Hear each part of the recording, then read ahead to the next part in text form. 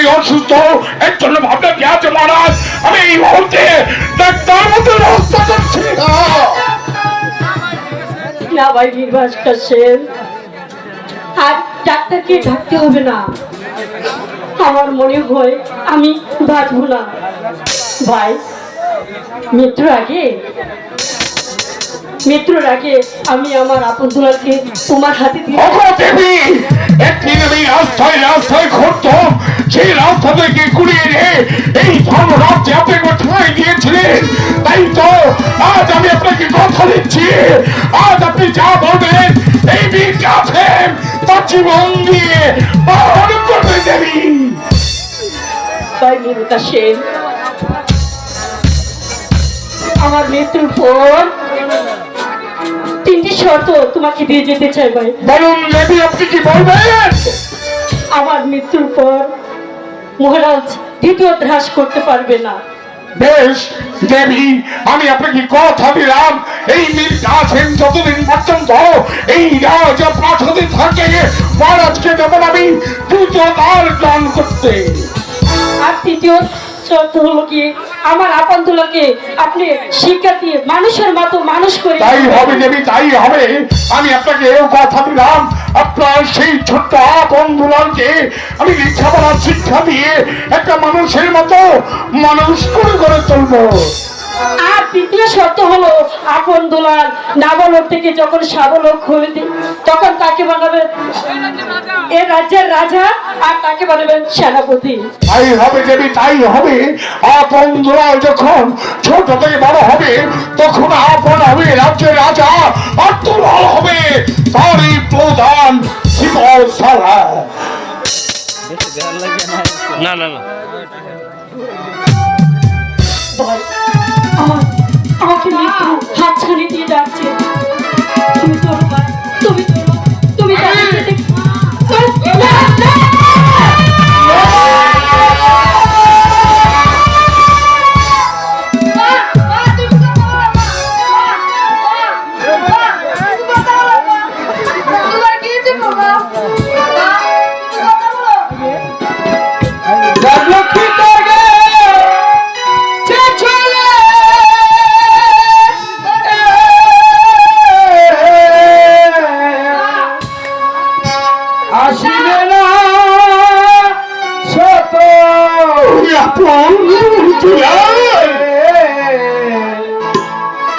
আসিবে না শত কাঁদিলে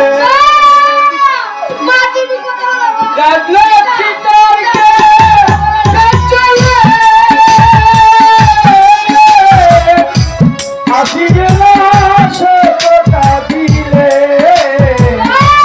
আসিবে না শত কাঁদিলে।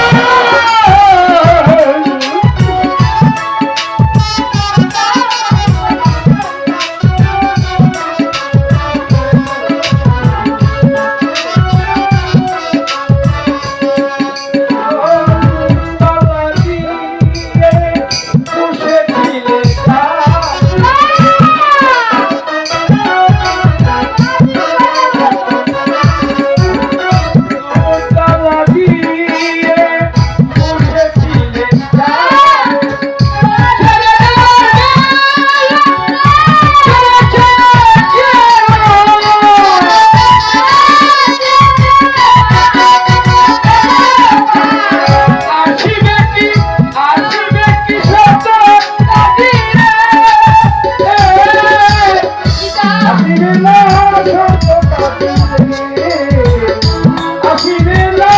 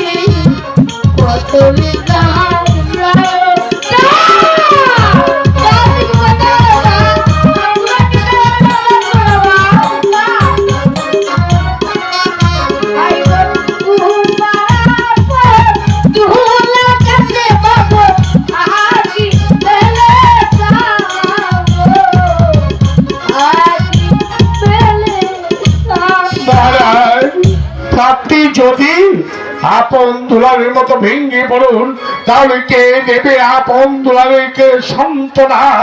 কে পূরণ করবে আপন দুলারের মায়ের অভাব? তাই তো বলছি মহারাজ, এই মুহূর্তে আপনি আপনার দুলারকে এখান থেকে চলে যান, আমি মহারানীর সৎকারী ব্যবস্থা করবো। এই চলো বাবা, আপন দুলার।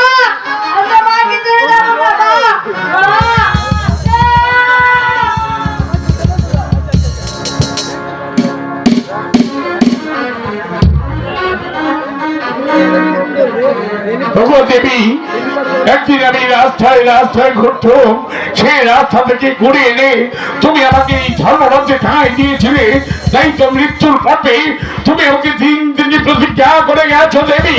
তুমি আমাকে স্বর্গ থেকে আশীর্বাদ করো, আমি যেন পারি এই বিকাশের জীবন দিয়ে তোমার প্রতিজ্ঞা পালন করতে। এবার চলো দেবী, আপনাকে আমি সৎকার করতে নিয়ে যাব। কেন ভাই? তুমি রানীরাজ লক্ষ্মী দেহ স্পর্শ করো না, কারণ তোমার স্পর্শে রানীরাজ লক্ষ্মী দেহ অপবিত্র হয়ে যাবে। অপবিত্র হয়ে যাবে। কারণ কারণ তুমি মুসলিম।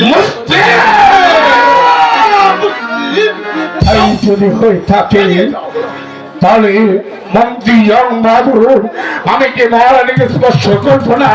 আমার স্পর্শে যদি মহারানীর বিপদ অপবিত্র হয়ে থাকে, তাহলে আমি এখান থেকে চলে যাচ্ছি। তবে যাবার পূর্বে তোমাকে একটি কথা বলে যাই। আপনি মহারানীর সৎকার করুন, কিন্তু এই যে ভালো কথা, কিন্তু মনে রাখবেন মহারানীর সৎকার যদি ভালোভাবে না হয়, তাহলে মনে রাখবেন আকার বাতাস 33 কোটি দেবতা আপনাকে ক্ষমা করবে, এই রাজ্যের বহুদাস হাজার আপনাকে ক্ষমা করবে, কিন্তু এই মুসলিম যুবকের স্বাধীনতার পাই কোনদিন আপনাকে ক্ষমা করবে না। অতএব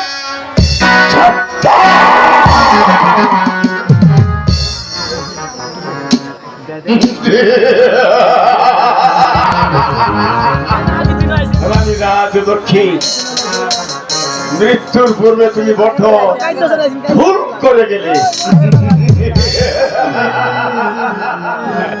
আপনার দুলালকে ওই বিধর্মী মুসলিম যুবক সেনাপতির হাতে তুমি তুলে দিয়েছ।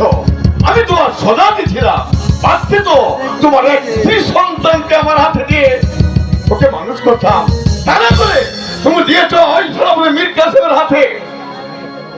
আর বলেছ তাই তো প্রতিহিংসার আগুন আমার মুখের মধ্যে দাও দাও করে জ্বলছে।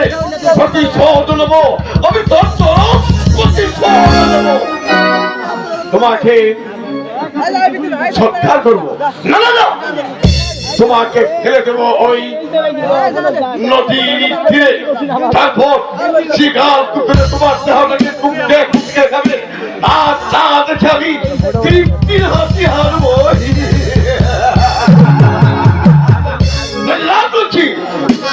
তুমি মহারাজকে তিনটি প্রতিজ্ঞা করিয়ে গেছো, সেজন্য আপনার দুলালকে লেখাপড়া শিখে উচ্চ শিক্ষা শিক্ষিত করে আপনার দুলালকে এই রাজ্যের রাজা এবং সেনাপতি বানায়।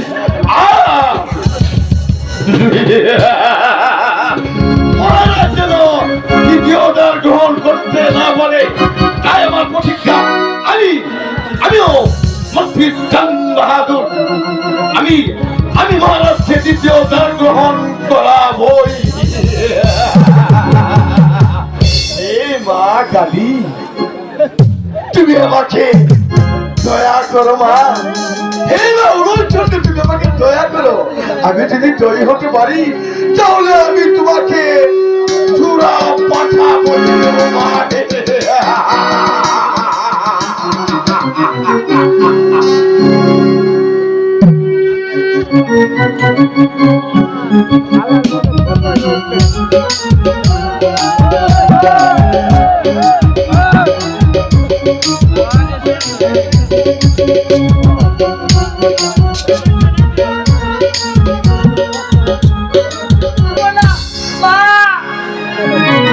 দুলাল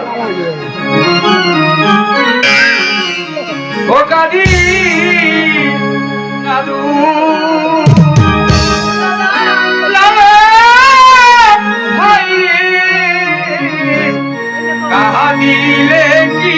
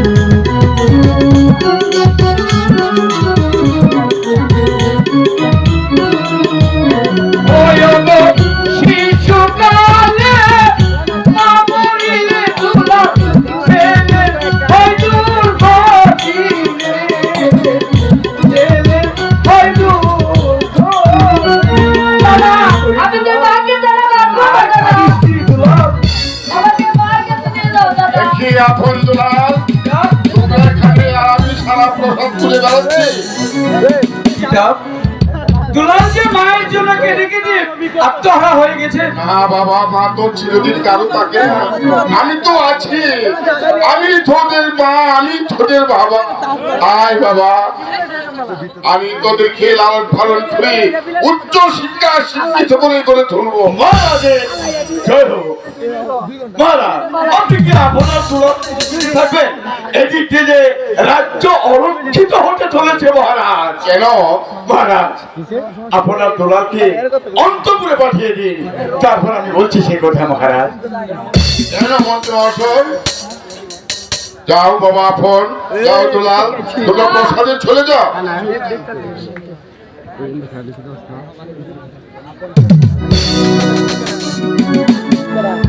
মহারাজ বলুন, হ্যাঁ, আমি যে বলতে পারছি না মহারাজ। আপনি নেই বলেন হলো। মহারাজ, আমি প্রজা মহল থেকে ঘুরে এলাম। প্রজা সাধারণ বলা বলি করছে, রাজা সেনাপতির দন সরছে, অভাব নেই, কিন্তু নেই তার সহধর্মিনী। মহারাজ, প্রজা সাধারণ বলা বলছে আপনার সহধর্মিনী নেই, তাই বলছিলাম দ্বিতীয়তা গ্রহণ করতে।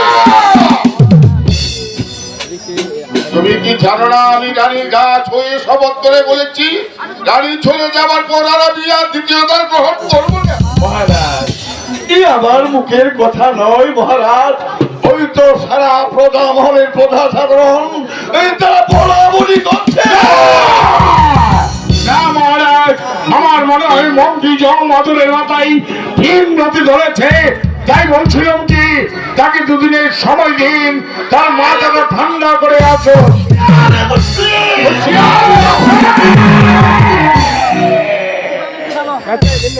বাচ্চা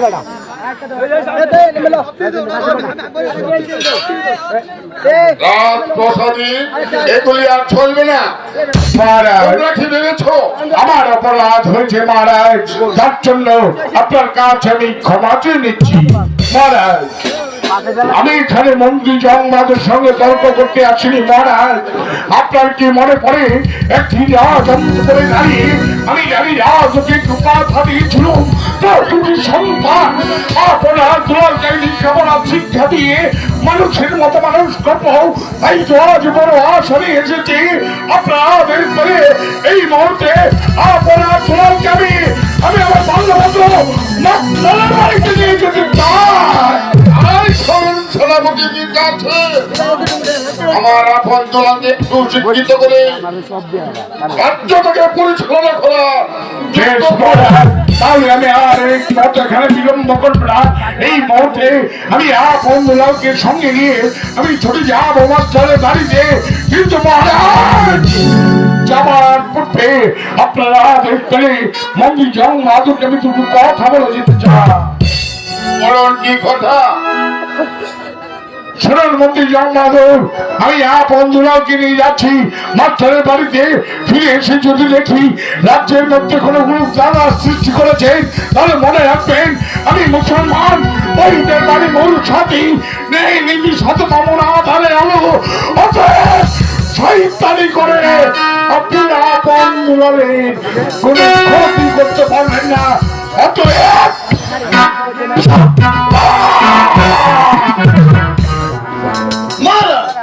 বলুন বলুন মহারাজ, আমি এই মুহূর্তে পদত্যাগ ছেড়ে এই রাজ্য ছেড়ে অন্যত্র চলে যাই।